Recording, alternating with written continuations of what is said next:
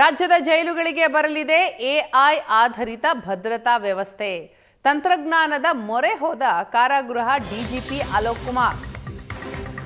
ರಾಜ್ಯದ ಜೈಲುಗಳಲ್ಲಾಗ್ತಾ ಇರುವಂತಹ ಕಾನೂನು ಬಾಹಿರ ಚಟುವಟಿಕೆಗಳನ್ನು ತಡಿಬೇಕು ಅನ್ನೋ ಉದ್ದೇಶದಿಂದ ಎಐ ತಂತ್ರಜ್ಞಾನದ ಮೊರೆ ಹೋಗಲಾಗ್ತಾ ಇದೆ.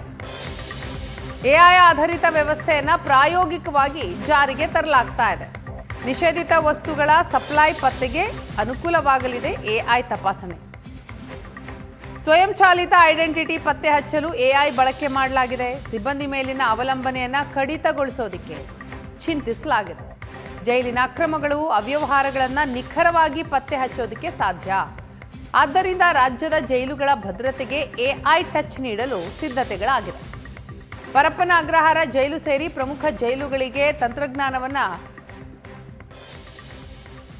ಅಳವಡಿಸಬೇಕು, ಈ ಮೂಲಕ ಭದ್ರತೆಯನ್ನು ಒದಗಿಸಬೇಕು ಅಂತ ಭದ್ರತೆಯನ್ನು ಆಧುನೀಕರಿಸುವ ಸಲುವಾಗಿ ಸುಧಾರಿತ ತಂತ್ರಜ್ಞಾನ ಅಳವಡಿಕೆಗೆ ಪ್ಲಾನ್ ಆಗಿದೆ.